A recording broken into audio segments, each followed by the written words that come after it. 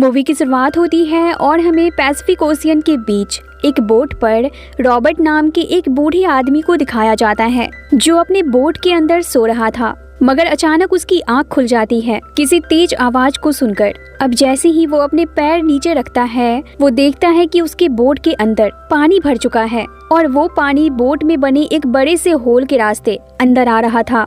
Robert को कुछ भी समझ नहीं आता कि आखिर उसकी बोट में इतना बड़ा होल कैसे हो गया। अब इसकी जानकारी लेने के लिए रॉबर्ट जल्दी से बोट के ऊपर जाता है और वो देखता है कि एक बड़ा सा शिपिंग कंटेनर उसके बोट से टकरा गया है, जिसके कारण उसकी बोट में वो बड़ा सा होल हो गया।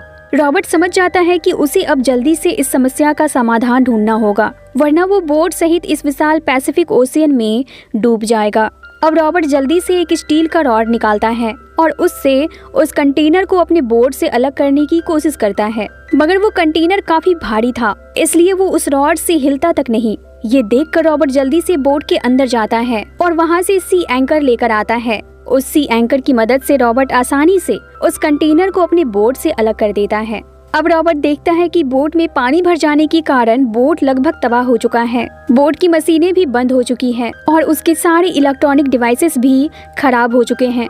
पर चूंकि रॉबर्ट के पास कोई दूसरा रास्ता नहीं था, इसलिए वो अपने बोट को रिपेयर करने की कोशिश में लग जाता है ताकि वो सही सलामत किनारे तक पहुंच जाए। रॉबर्ट बोट में हुए बड़े से होल को ग्लू और प्लास्टिक की मदद से रिपेयर करता है और वहीं चूंकि बोट की मशीन खराब हो चुकी थी, इसलिए वो हाथ से एक हैंड पंप बनाता है और उसकी मदद से बोट में भरे पानी को बाहर निकालता है। रॉबर्ट को समुद्र में अभी भी एक लंबा सफर तय करना था और रॉबर्ट को पता था कि उसका ये जुगाड़ परमानेंट नहीं है, मतलब कि वो अभी भी खतरे में है। इसलिए रॉबर्ट अपने खराब हो चुके कम्युनिकेशन डिवाइस को भी किसी तरह रिपेयर करने की कोशिश में लग जाता है ताकि वो अपने लिए मदद बुला सके। रॉबर्ट कम्युनिकेशन डिवाइस को रिपेयर तो कर लेता है, मगर वो सिग्नल भेजने में असफल रहता है, मतलब कि उसे नेटवर्क नहीं मिलता। ये देखकर रॉबर्ट निराश हो जाता है और वापस अपने बोट के अंदर चला जाता है। मगर जैसे ही रॉबर्ट अपने रूम में जाकर बैठता है, उसे रेडियो पर किसी की आवाज सुनाई देती है, जिसे सुनकर वो जल्दी से ऊपर की ओर भागता है। अब ऊपर आकर रॉबर्ट जैसे ही रेडियो पर बात करने की कोशिश करता है, वो पाता है कि वो सामने वाले की आवाज सुन रहा है, मगर उसकी आवाज कोई नहीं सुन पा रहा। ये देखकर रॉबर्ट काफी दुखी हो जाता है। अब रात होती है और रॉबर्ट खाना खाकर सो जाता है। अगली सुबह होते ही रॉबर्ट खुद ही काम पर लग जाता है, क्योंकि उसे पता चल चुका है कि उसकी मदद उसे खुद ही करनी होगी। अब रॉबर्ट सबसे पहले अपने खराब हो चुके एंटीना को ठीक करने के लिए उसके ऊपर चढ़ता है और जैसे ही वो ऊपर चढ़ता है, उसकी नजर काले और घने बादलों पर जाती है, जिसे देखकर वो समझ जाता है कि काफी भयानक तूफान आने वाला है। अब रॉबर्ट जल्दी से बोट के अंदर आता है और अपने खाने पीने के सामानों को सिक्योर करता है और फिर रॉबर्ट सेविंग करता है। रॉबर्ट के इस अंदाज को देखकर हम समझ पाते हैं कि रॉबर्ट हर मुसीबत को फेस करने के लिए अपने तरीके से तैयार रहने वाला इंसान है। अब रॉबर्ट अपना रेन कोट पहनता है और डेक पर आ जाता है बोट को संभालने के लिए।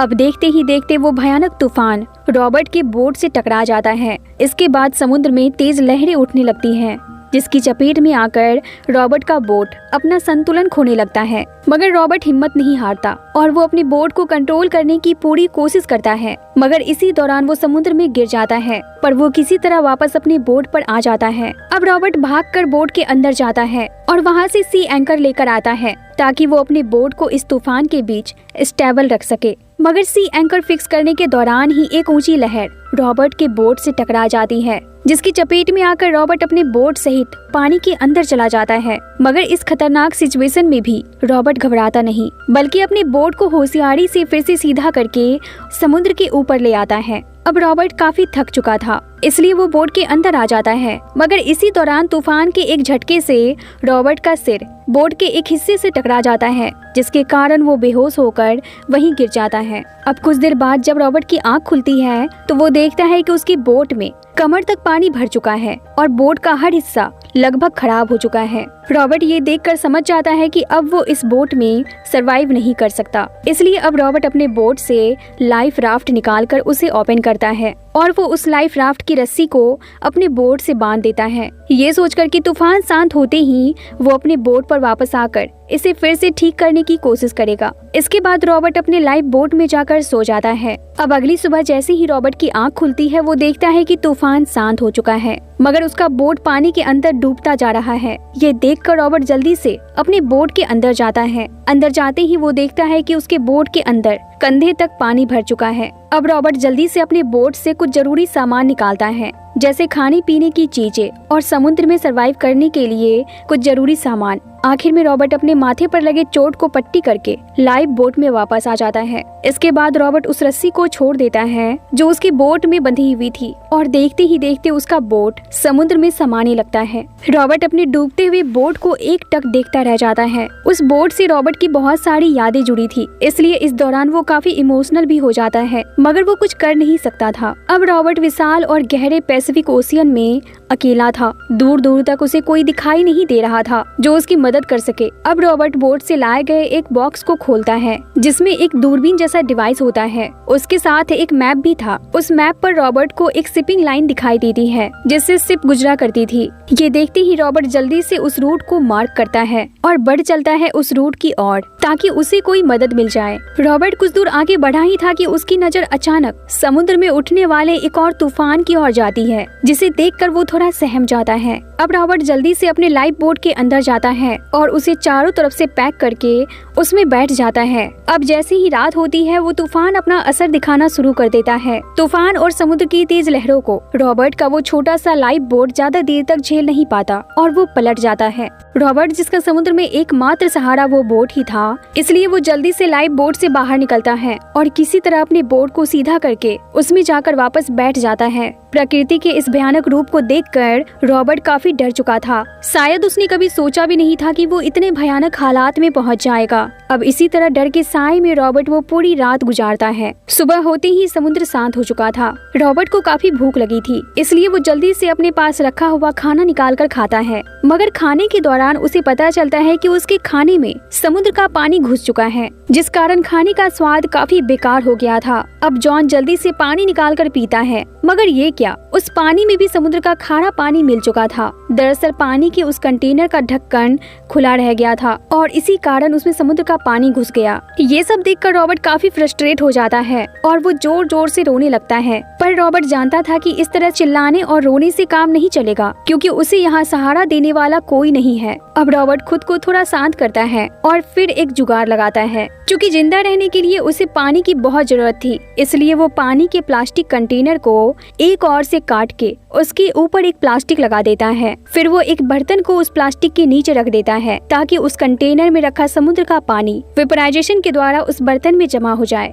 इसके बाद रॉबर्ट खाने का इंतजाम करता है। वो देखता है कि उसके लाइफ बोट के नीचे बहुत सारी मछलियाँ हैं, इसलिए वो अपने सर्वाइवल किट से फिशिंग हुक निकालता है और मछलियों के लिए चारा डालकर उसे वहाँ लगा देता है। इसके बाद वो मैप देखता है। मैप देखकर उसे पता चलता है कि वो शिपिंग लाइन के बिल्कुल पास आ चुका है और तभी रॉबर्ट के सामने से एक बड़ा सा कार्गो शिप गुजरता है, जिसे देखकर रॉबर्ट काफी खुश हो जाता है और एक फ्लेयर जलाकर उन्हें सिग्नल देने लगता है। मगर वो शिप रॉबर्ट के काफी पास आकर भी नहीं रुकता, क्योंकि रॉबर्ट उस बड़े से शिप के मुकाबले इतनी छोटी लाइफ बोट पर था कि उसे दूर से देख पाना असंभव था। अब उस शिप को खुद से दूर जाता देख रॉबर्ट जोर जोर से चिल्लाने लगता है और कहता है, मैं यहाँ हूँ, कोई तो मुझे देखो, मुझे मदद चाहिए। मगर रॉबर्ट को उस शिप से कोई नहीं देख पाता और देखते ही देखते वो शिप रॉबर्ट की आंखों से ओझल हो जाता है। ये देखकर रॉबर्ट काफी उदास हो जाता है। अब कुछ देर बाद रॉबर्ट नोटिस करता है कि उसके फिशिंग हुक में मछली फंस गई है। अब रॉबर्ट जैसे ही उस मछली को अपनी ओर खींच रहा होता है,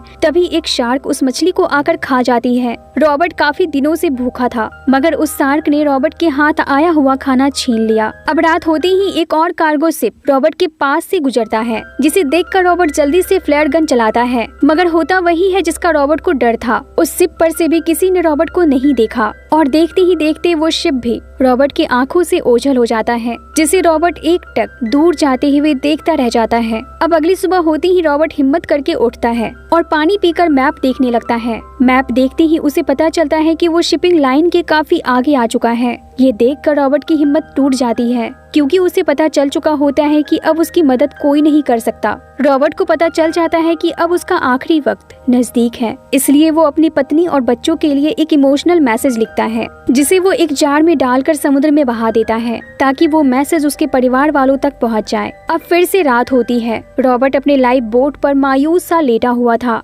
उसके शरीर में अब बिल्कुल भी जान नहीं बची थी। वो बस अपने आखिरी सांस का इंतजार कर रहा था। लेकिन तभी अचानक रॉबर्ट की नजर दूर से आ रहे एक शिप पर जाती है, जिसे देखकर उसके मन में जिंदगी जीने की फिर से एक उम्मीद जगती है। पर उसके पास अब सिग्नल देने के लिए फ्लेयर गन नहीं था, वो खत्म हो चुका था। इसलिए अब रॉबर्ट जल्दी से अपने पास पड़े हुए कुछ बुक्स को फाड़कर उसे जलाने लगता है, ताकि वो उन्हें सिग्नल दे सके। मगर रॉबर्ट की ये आखिरी कोशिश नाकामयाब साबित होती है, क्योंकि वो आग भयानक रूप लेकर रॉबर्ट की बोट में ही लग जाती है, जिसे अब बुझा पाना असंभव था। ये देखकर रॉबर्ट पानी में कूद जाता है। अब रॉबर्ट को फाइनली समझ आ चुका था कि उसका अंतिम समय आ गया है, इसलिए वो खुद को समुद्र की गहराइयों में जाने से नहीं रोक पाता, क्योंकि उसमें अब खुद को बचाने की हिम्मत नहीं बची थी और कोई उम्मीद भी नहीं थी। रॉबर्ट समुद्र की गहराइयों में समा रहा था और अपने जलते हुए लाइफ बोट को एकटक देख रहा था। मगर ये रॉबर्ट की जिंदगी का अंत नहीं होता, क्योंकि वो देखता है कि उस शिप से उसे बचाने के लिए कोई आ गया है।